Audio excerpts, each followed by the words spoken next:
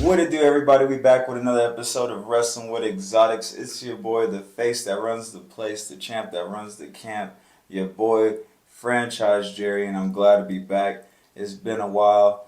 Honestly, I've been dealing with some personal issues, but we solid now and we're ready to get the show back on the road.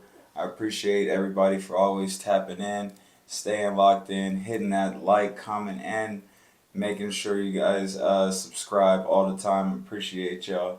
I can't do this without y'all. And with that being said, let's get into the show, man. I don't know where to fucking start. Honestly, I ain't talked to y'all in a minute, and I apologize for that. But yo, there's been a shitload of wrestling going on lately, and I recently, this past weekend, was able to actually go to two different shows. I actually went to Micro Wrestling. That's where midgets wrestle. And hey, yo, I'm not gonna lie, they put on one hell of a show. I can make an argument that micro wrestling is way more lit than normal size wrestling. They had everybody involved. I'm gonna share some clips with y'all. One of the homies that was sitting right next to me got hit in the head with a fucking trash can lid, and then he was actually able to get revenge on the wrestlers. So they made us a part of the show. You feel me? I even got into it with a little nigga named 25 Cent. Alright, look, story time. So we pull up to this fucking we pull up to this micro wrestling, and I'm the only one up in there like that got the belt. You feel me? Like so, and everybody noticed that I got the belt, so everybody oohing and ahhing. I'm getting all the attention and whatnot. So we chilling in line waiting to go into this event. And this little black ass nigga look like a little avocado. Nigga come up talking about gimme. This a grown ass midget talking about some gimme like he a child, right? He yanking on my title and shit like he a kid yanking on Superman cape. Hey, you know, you ain't never supposed to tug on Superman cape. So sure enough, I had to tell him, step back, man. Go ahead and, you know what I'm saying, back up. Now, look, and I also got to let y'all know, like, I'm just getting over my fear of midgets, for real. Like, I don't really be around midgets. I was scarred by midgets growing up, mostly because of Leprechaun in the Hood. I hate that movie still to this day. But that movie made me scared of little people. I ain't even gonna stunt. But anyway, so I didn't kick that though. So the nigga he get mad because I'm telling him he can't hold the belt, and he started talking crazy. He said, "Next time I see you, I'm gonna beat your ass for that belt." I said, "What, little nigga? You gotta be this tall to even ride this ride." Pause. No diddy. You feel me? Like, bro, you're not in my league. You better relax. You know what I'm saying? So he kept saying some crazy shit.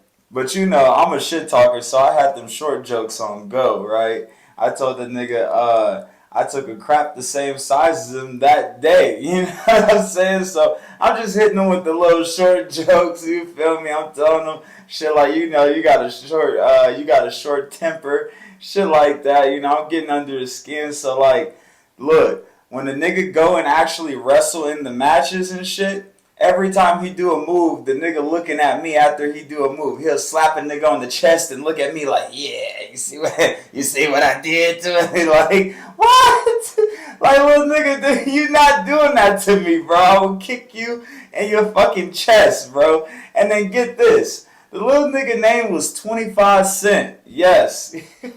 You heard it. 25 Cent. The nigga was up to my belly button, the tallest he was.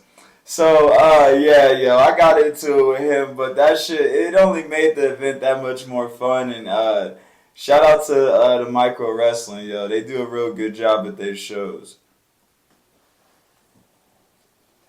But the next event I went to was AEW Double or Nothing. That event was dope as fuck to see in person.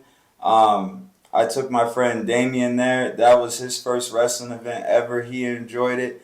And I told him, like, wrestling kind of like on some coach shit. Like, you know what I'm saying? Like, it's different than being at an NBA game or being at a football game. Like, being at a wrestling event, it's like, it really feel like we all family in there. Like, we all locked in. Like, this is our shit. Like, can't nobody fuck with this. Like, it's a whole different vibe than that shit. So I was happy to show them what that shit was like. You feel me?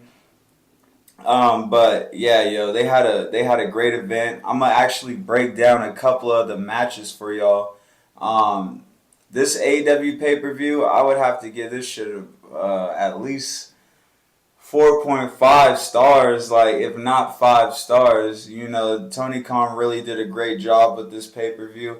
I like the pacing of all the matches. You know, it was a 5 hour fucking event and you wouldn't have even realized it. My boy Damien said he felt like he was in there for like 2 to 3 hours max.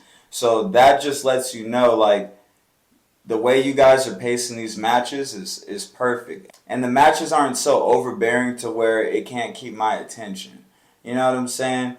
When you guys have great pay-per-views like this, it makes me wonder what the fuck is going on with Rampage. How are you guys having phenomenal ass shows like this, but Rampage is just a dumpster fire? Like, what the fuck? I don't get it. But you know, the highlight of this pay-per-view was Mercedes Moné defeating Willow Nightingale to become the TBS Women's Champion. Shout out to fucking Mercedes Moné, the CEO. I was so fucking hyped to see her do that. Look, to be honest, I didn't think that she was actually going to be able to do that, simply because, you know, she just got into the company. This is like her first title match. You know what I'm saying? Like, typically, they don't just let people do that fresh out the gate. But that also makes me question, like, okay, is this really not scripted? Is this, you know, they just go up in there and they figure out who really is the best? Or, you know, it adds that factor onto it, which makes me like this even more. So, again, shout out to Mercedes Moné and shout out to Tony Khan for putting this match together. And, you know, you also got to tip your cap to Willow Nightingale. She didn't just go up in there and lay down. No, she fought her fucking ass off. And unfortunately, after the match, not only did she lose, but she was attacked by Chris Statlander. Hopefully I said her name right. But yeah, she was attacked by her, hit her with a crazy ass clothesline. So yeah, not only did she lose her belt, but she got her ass kicked even after the match.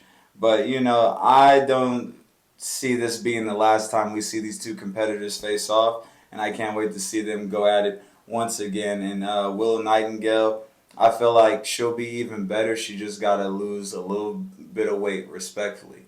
Like, I feel like she'll be able to be more agile. She'll be able to be a little stronger, all that type of stuff. You know, no disrespect, nothing, but that's just my analysis on her. Another standout match was Jon Moxley versus Takeshita in an IWGP title eliminator match. Now, obviously, Jon Moxley retained his title, but Takeshita has been showing a whole nother level of wrestling. And it's so crazy because out of nowhere, he just started wrestling like this. Like, when I first started seeing Takeshita on AEW television, he was not wrestling like this. Now, now after he had that match with, I believe it was Will Ospreay, he's been on a whole nother level, which made this match that much more interesting and also gave it that level of credibility and also shows why he was deserved to even be in this match with Jon Moxley in the first place.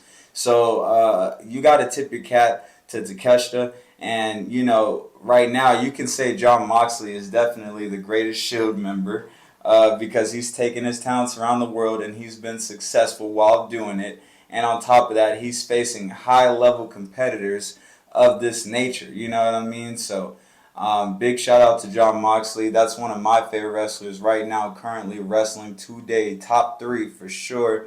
I would say him, Ricochet, Orange Cassidy, Will Ospreay, and Ilya Dragunov. Yeah, for sure. My nigga be hitting that H-bomb and tearing the club up. You feel me? Shout out to him. And speaking of Orange Cassidy, he beat Trent Beretta in his one-on-one fade. So shout out to Orange Cassidy. I was hyped for him to finally get his revenge on that pussy-ass nigga Trent Beretta and his receding bitch-ass hairline. Man, Orange Cassidy had to show him some respect, boy.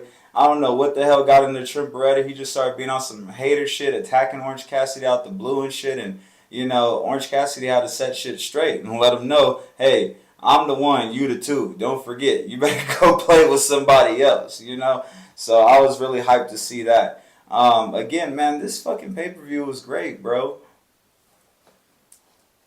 Chris Jericho retained the FTW championship.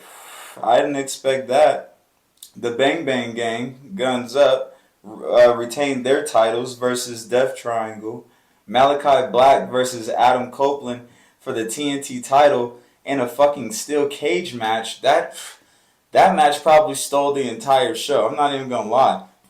And plus, they had that one Gangrel, or you guys know the old white vampire nigga. They had him pull up and shit. He came out the ring and all, with the teeth and all that shit, bro. So they had that shit lit, man. And Malachi Black and Adam Copeland put on one hell of a show. I would give that match a 5-star match. You seen Adam jump from the very top of the fucking steel cage at his age with his injury history. You know what I'm saying? Like, he's really leaving it all out there, just like Sting just did in his last match at fucking 64, 65 years old.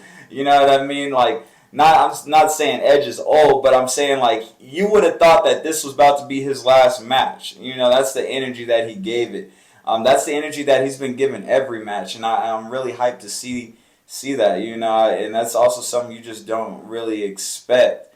You're expecting somebody like him to just like kind of like cruise by, be on some Randy Orton shit, do the 5 moves of doom, get up out of there, peace out, shit cool, but no, he's taking shit to a whole nother limit, and he's hanging in there with some of the best, so you gotta tip your cap to Adam Copeland, man. Shout out Adam Cope. And of course, I gotta mention Toni Storm retaining her title against Serena Deeb. I think that's how you say her last name. But anyway, she retains against her in a dominant fashion. There was no point of the match where you thought that Serena had a chance. Toni made sure she smushed her and embarrassed her as she should. Chin up, tits out. Man, I really love Toni Storm's character, yo. Like, it's so revolutionary. And then what she's doing over here in AEW is just so impressive, and it's just so enjoyable to watch. I'm proud because I've always been a Toni Storm fan, and I could never understand why WWE dropped the ball with her. They had her set up so perfectly, and the next thing you know, she was taking pies to the face, and then she was off television. I thought that shit was the wackest shit ever. But I love to see her in this position. She's on top of the company, and not only that, but she's the face that runs the place. So with that being said, I hope this run continues for her, and I can't wait to see her continue to do legendary things in the ring. I'm enjoying every second of her title reign, that's for sure. The Anarchy match at the very end of the show, Team AEW versus the Elite. Yo, they fought all over the fucking arena. They did everything possible to hurt each other. Darby Allin almost got ran over by a fucking semi-truck that was being driven by Jack Perry. There was just so much wild ass shit going on.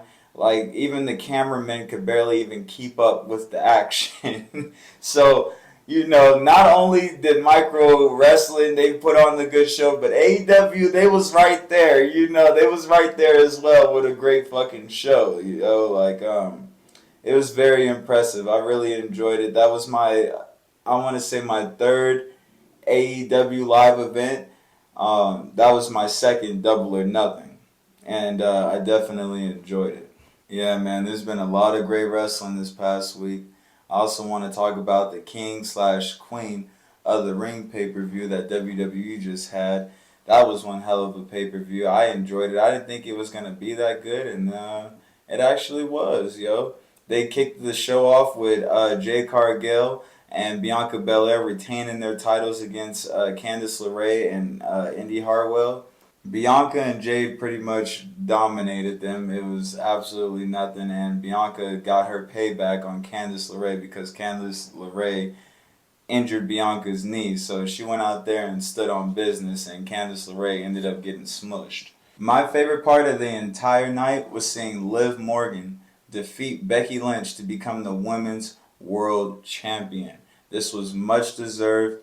This was a great call by WWE, and yo, this is how you story tell. I've enjoyed Liv Morgan's story from beginning to end. Liv was constantly screwed out of title opportunities, and she was just always coming up short when it came to shit like that. So it was really dope seeing her finally get her just due and seeing her get over that hump.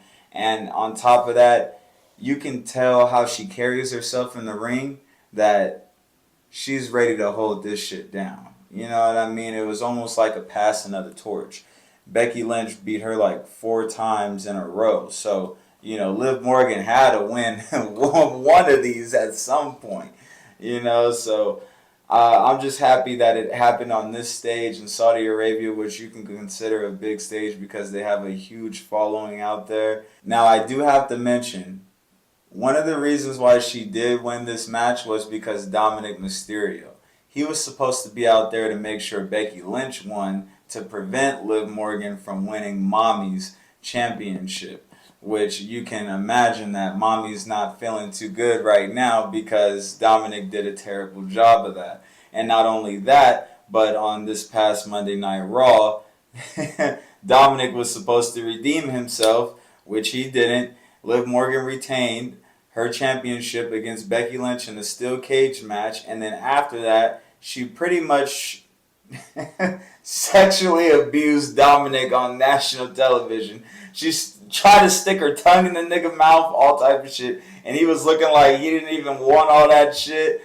I know Mommy was at home tripping, and I know Dominic's wife is at home somewhere sick as fuck. I know she'd be getting the WWE checks and be like, okay, this is cool, but fuck. Like, at what cost? How many times we gotta keep doing this? You can't just keep buying me Gucci this, Gucci that, and expecting me to forget that you kissing these bitches and shit on television, calling them mommy. Oh, you know Dominic's real wife is sick as fuck. But I don't know what's going to turn out from that. Maybe they're going to have a custody battle and see who's going to get ownership of Dom. And that being Rhea Ripley versus Liv Morgan. And hell, maybe even for the Women's World Championship. Now, that would be interesting. I've been seeing that circulating a lot online. But, yo, it's getting hectic. More and more hectic by the week. But, yeah, I was really hyped to see Liv Morgan win that championship. That was a really dope part of the entire night. Sami Zayn, he retains his Intercontinental Championship against Chad Gable and Bronson Reed in a triple threat match. Yo, Chad Gable been on some other shit lately, and I like the mean streak, but I don't like him going out there disrespecting Maxine and disrespecting Otis. He was about to literally whoop Otis's ass. He told Otis to grab the ropes. And this grown-ass man, Otis, he gonna go and grab the ropes and bend over and get ready for fucking Chad Gable to spank him. Like, are you for real, bro? Like, you don't have to put up with that shit. Come on now. At some point, y'all gotta be like, nah. And if it wasn't for Maxine, that nigga Otis would have got spanked. And the whole reason why he was in that position in the first place, pause, no diddy, was because he didn't want to help Chad Gable basically beat up Sami Zayn in that triple threat match that I just told you that Sami Zayn won in. Now, it would have been perfectly legal because, a triple threat match, there's no disqualifications. Anything go. But, Otis didn't want to rock like that. And he already even apologized to Sami for doing some hoe-ass shit to him prior to that. So, he didn't want to get involved. But Chad Gable wasn't fucking with that. And if I was Otis, I'm like, yo, you better fall in line, nigga. What the fuck? Like, what's wrong with having a mean streak? Maybe niggas would take you seriously. Maybe you can finally beat Bronson Reed. Maybe you could finally just, not be this goofy ass character that's named Otis. They literally stripped you of your money in the bank briefcase because you're a clown.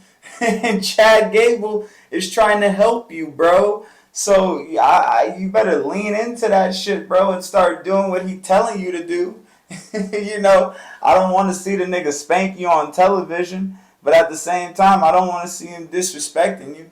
If you're not going to stand up to him, then you need to fall in line and start, having a bit of a mean streak so that way motherfuckers can take you seriously and you can start winning some shit, Otis. Like, come on, brother. You better than that shit, bro.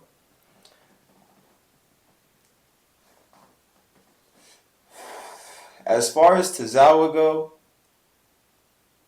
he need to be on the same type of time, and he need to reinvent himself to where he not looking like just like a little goofy Asian guy that pop up and can kind of wrestle good. Like there's got to be more to his character. And as far as Maxine goes, she's getting better and better every time she wrestles, but I think she needs to adapt that mean streak too. They all do, Lean into that shit. Chad is trying to really help y'all out, and even though he looks like a dickhead right now, he's giving y'all some game. This shit is going to help you guys more in the ring. Just trust the process and lean into that shit. Up next, we're going to talk about the new queen of the ring, Nia Jax. She defeated Lyra Valkyria in dominating fashion.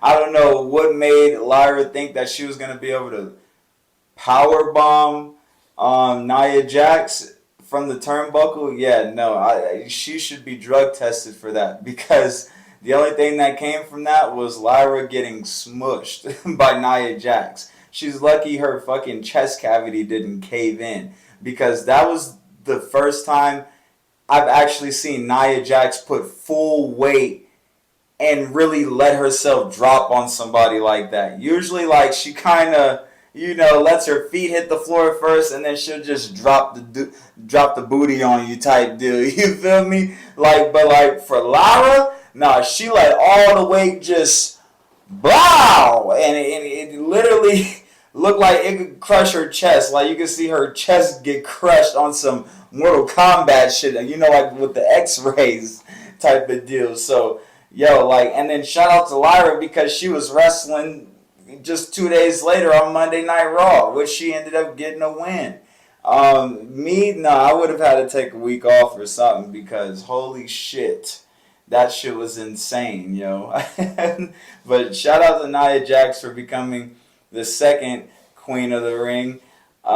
This was, again, a dominant win for her. And now she's a #1 contender for the WWE Women's Championship at SummerSlam. So if Bayley's still champ by then, she's going to have to deal with Nia Jax. God bless her. Now that brings us to the king of the ring, Gunther. Gunther defeated Randy Orton in a grueling matchup. And it wasn't grueling for Gunther, more for Randy Orton, because every time Gunther would slam him on his back or something like that, Randy Orton would just be clenching his back or just be grimacing in pain half of the match, So Randy Orton didn't really do too much to Gunther. He caught him slipping with a couple RKOs, but it wasn't enough to really put Gunther down. And you could just tell that Randy Orton was nowhere near 100%. He went in there with a bad knee and obviously still bad back. It's amazing that he's still wrestling every fucking week. and we don't see John Cena. It's heartbreaking with that fact.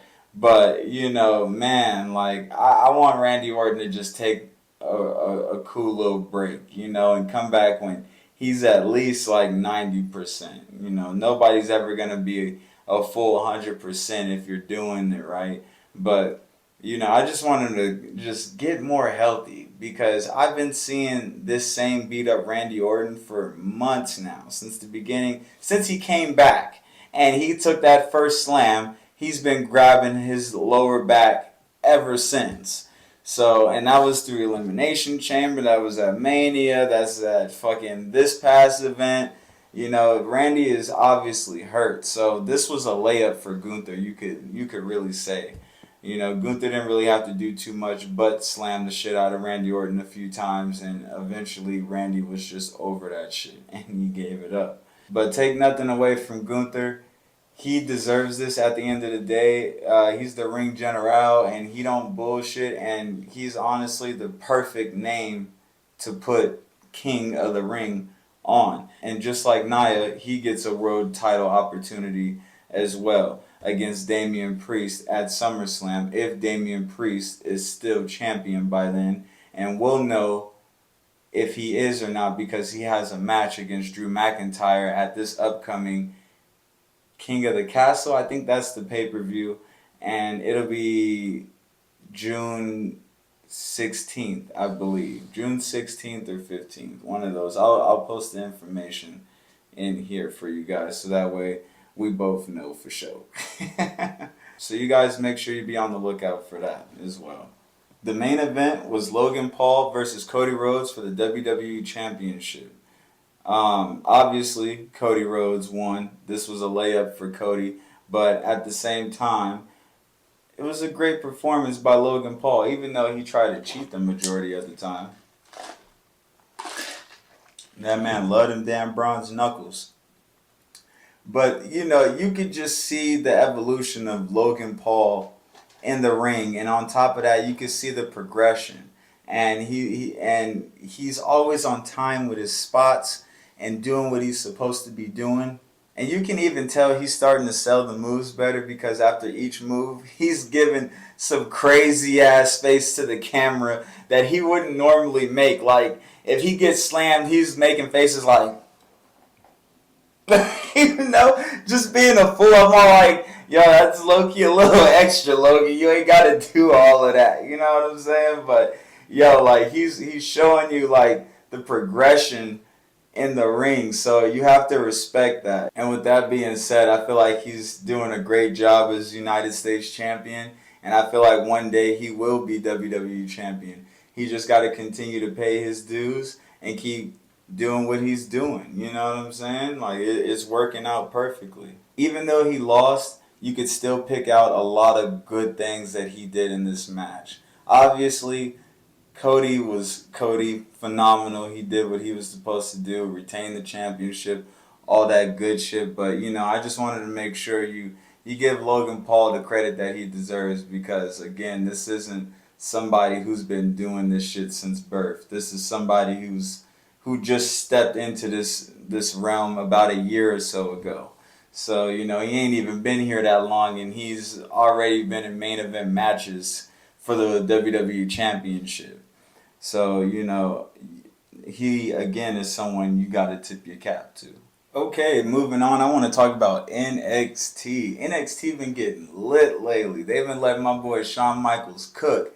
And sure enough, he done came up with SEXYY Red being the host of NXT Battleground that's going to be at UFC Apex. I believe that's June 9th. And I can't wait to fucking see that event. That's a week from right now. And it's going to be lit. It's actually going to be out here. And tickets are already on sale. And the shit is... it looks like it's about to be sold out already. It looked like they only had about like 10 seats left the last time I checked. And the tickets was going for $250. Like, holy, what the fuck, right? So, yeah, hopefully I still get to go. I'll let you guys know if I do, and I'll give you guys an update on that. But aside from that, it's going to be an awesome pay-per-view. They're putting together a lot of great matches for it. And I'm most excited to see Lola Vice versus Shayna Baszler in this underground match that they finna have. I already know they finna tear the house down. It's probably going to be the best match of the night, honestly. And I also can't wait to see who Trick Williams ends up facing as well. But yeah, back to SEXYY Red, yo. She appeared on this past week of NXT, and she was there to not only promote her upcoming album, In SEXYY We Trust, but she also debuted the new North American Women's Championship belt, which in my opinion looked great. It's obviously the same as the men's North American Championship belt, but instead of the red strap, it's a white strap. You know what I'm saying? but still has a real clean look, and I can't wait to see who's going to be the first woman to hold that championship. Whoever holds it, I hope she holds it down, and it's someone respectable and believable. You know, that's a big factor to me as well.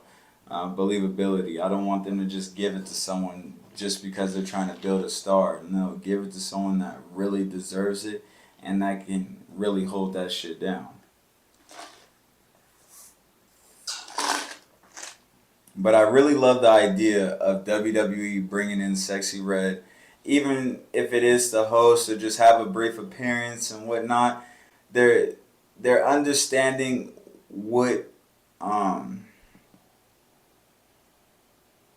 WWE is understanding what the audience likes, is listening to what we're into, and knows that she has a lot of heat right now, and they know that they can definitely capitalize on having her around. SEXYY Red is an example of what I be trying to tell everybody. Like, everybody loved wrestling. At some point, everybody watched wrestling or had some type of interest in it or wanted to be a wrestler. You know, you could be a fucking SEXYY Red, you could be Chief Keef, you could be Donald Trump, you could be Floyd Money Mayweather. Like, at some point in time, everybody's had a little bit of love for wrestling. You know what I'm saying? And that's also why I do this podcast, because I want to expose that love for wrestling. Because I feel like wrestling get a bad rap and think that, you know, we just, us wrestling fans, we just, you know, creeps and just be, I don't know, we all just, you know, single and fat and just watch wrestling all day. Like, nah, like, I'm trying to change the whole narrative. I'm trying to combine wrestling with the hip hop culture, and I'm trying to not only that, but get wrestling more exposure in that type of aspect, because I feel like if people realize how much your favorite artists and celebrities like wrestling, then you would like wrestling just as much as well. You know what I mean? Like, for example, look at Taylor Swift when she go to NFL games. Now you got these little teenage girls trying to figure out who the fucking Kansas City Chiefs are. You know what I mean? Like, that's what I'm trying to say. Like, if people found out that Justin Timberlake loved WWE, then imagine how many of his fans would be trying to watch WWE. It's the same type of deal. So that's what I want to do with this podcast. I want to bring, you know, so our favorite celebrities on here, and I want them to tell us about how they got into wrestling. I want them to talk about their love for wrestling. I want them to tell us about how they would be or what their names would be in wrestling. Like, I want them to tell us, like, what kind of personas and shit that they would have in wrestling. Like, you know what I mean? Like, I want us to have the whole nine. Like, for example, like that interview that I just did with Ryan Ochoa.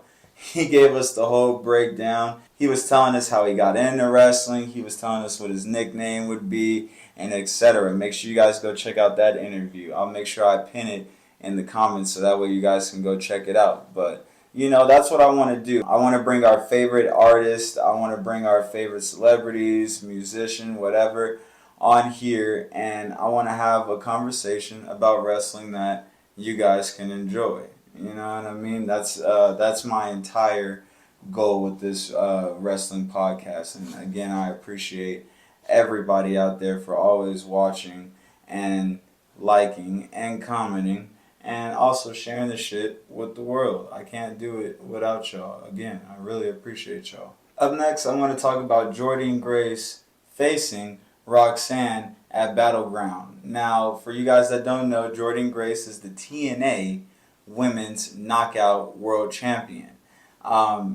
This is a WWE TNA crossover match, and I'm very excited because this is just the first to come of the many matchups that we're about to have between TNA and WWE.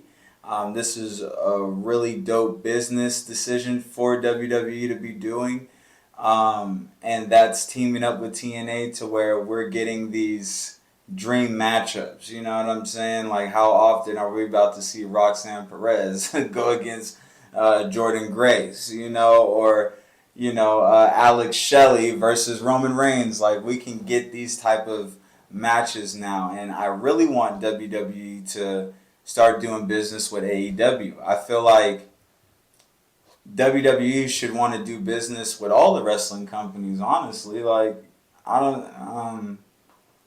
I feel like WWE should want to do business with all the wrestling companies. I don't see why not. You're getting more dream matches. You're getting more eyes on both companies. It just seems like a real good idea. You know what I mean? AEW Forbidden Doors coming up soon. I would love to see, hell, Jey Uso pop up on AEW television going against Adam Copeland for the TNT Championship. Like, you never know what could come from that, and that's boosting AEW's ratings. That's gonna boost WWE's ratings because they're gonna be like, where the fuck did Jey Uso come from? So I feel like that would just be a great business move. Like, doing business with New Japan, doing business with AEW, TNA, Major League Wrestling. I think they do a really good job with their promotion down there as well. I don't see why not. You know what I mean? It's only going to create more dream matchups. It's going to create more revenue. It's going to bring more eyes to all the companies, and WWE's in a spot to where they can help everybody if they really wanted to. They can really uplift and build the wrestling community up if they want to. It would be really dope for WWE because they can say that they had a hand in creating this type of opportunity in the wrestling community. You know what I mean? And then they can also say that they're responsible for boosting ratings and allowing these other wrestling promotions to get on, streaming platforms, cable networks. WWE can really help these other wrestling promotions get to that next level by simply just doing work with them as they are doing with TNA. And I would love to see that. And I feel like a lot of wrestling fans would like to see that, I've been wanting to see John Cena versus AJ Styles before AJ Styles got to WWE. Shit like that. I want to see who's really the best of the best. Because everybody keeps saying, oh, we're the best over here and we're the best over here. But it's all like, we gotta have some type of pay-per-view or event where all of the companies match up and you bring the best from each company there to face each other in a fatal four-way matchup, and no winner is decided by either company. It's just you go out there and you know what you know, and whoever win. It has to. That's how you determine who's the best wrestler in the fucking world, to me. Say you got Moose, you got Cody Rhodes, you got Swerve Strickland, and whoever's the Major League Champion right now. Put them in a fatal four-way match, and then whoever wins, that's who the best wrestler in the world is right now. That's how I want to see this shit start to get played out. I'm just a wrestling fan thinking out loud and wanting to live this dream. And I know y'all want to be a part of that shit as well. Shit. I mean, that shit would be dope. Am I lying or what? Come on now. Make sure y'all drop a comment down there below and let me know what y'all think about that. In brief news, WrestleMania will be out here in Las Vegas next year at the Allegiant Stadium, I believe. I can't fucking wait for that. I don't give a fuck how high the tickets is finna be or what the hell may be going on. I just know I will be at next year's WrestleMania. I will be in attendance for sure. The interview's finna be lit, so make sure you guys hit that subscribe button so you can know every time I drop a track on this motherfucker. And we going crazy, bro. WrestleMania season finna be lit. I already know they're gonna do like a SmackDown or a Raw here the week before. Even leading up to this, the presser events that they're gonna have, like, y'all, we finna be locked the fuck in WrestleMania season, and I can't fucking wait, yo. Again, WrestleMania will be out here in Las Vegas. You guys can definitely expect to see me outside.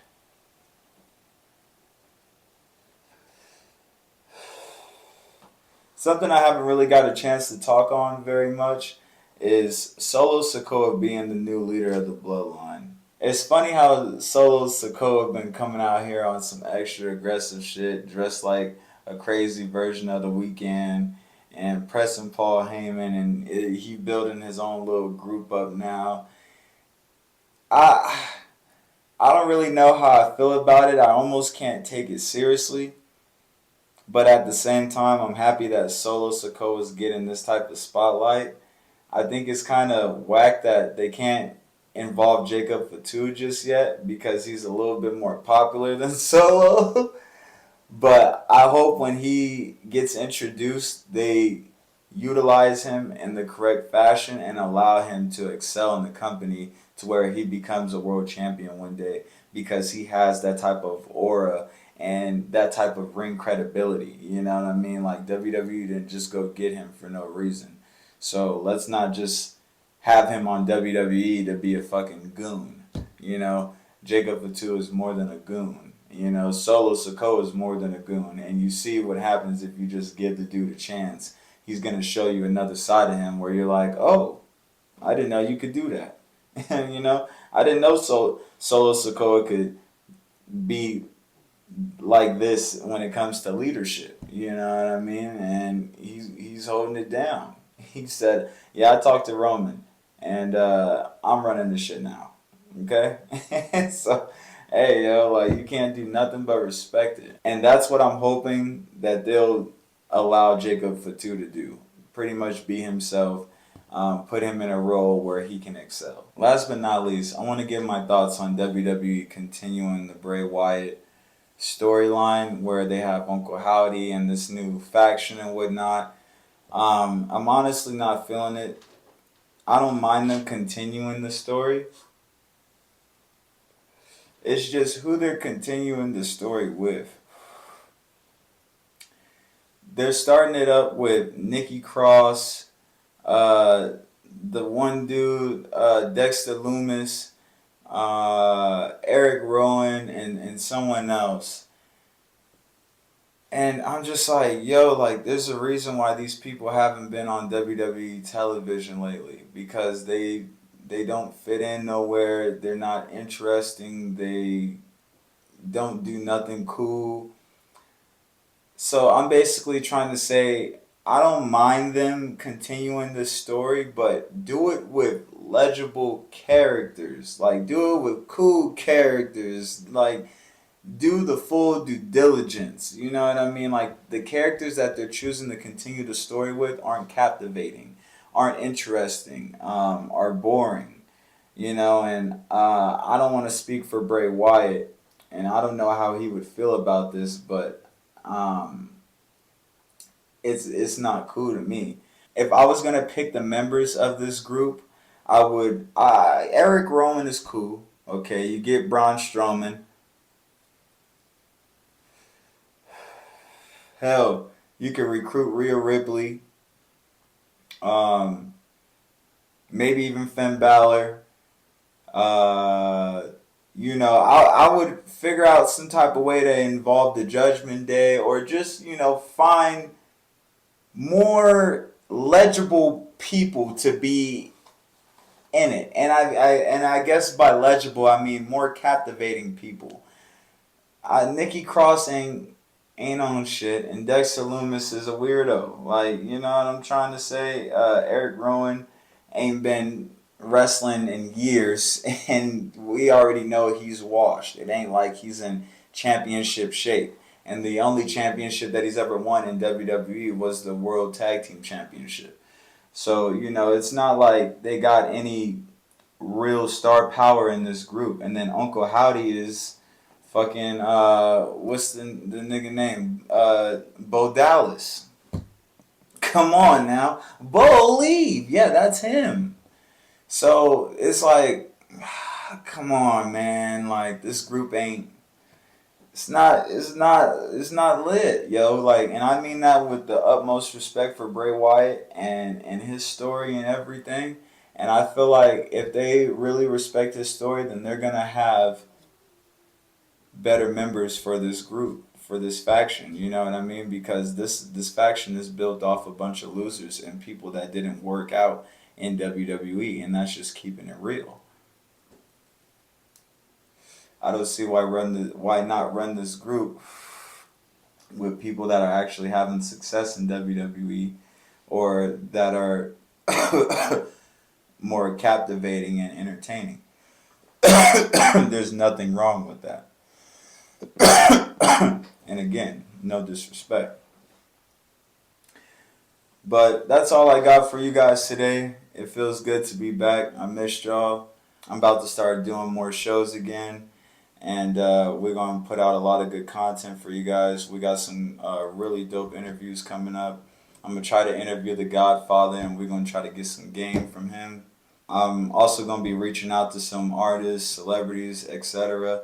And we're going to get you guys some more fire-ass interviews. Again, I appreciate you guys for tapping in, for locking in with me, for smashing that subscribe button, for smashing that like button, and for always letting me know how you feel in the comments.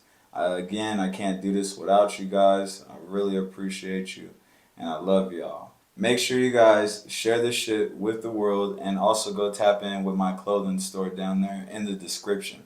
It's called the Players Club Franchise. I got some fly ass shit on there for all the players and even the shorties out there as well. Okay? So again, thank y'all. Peace.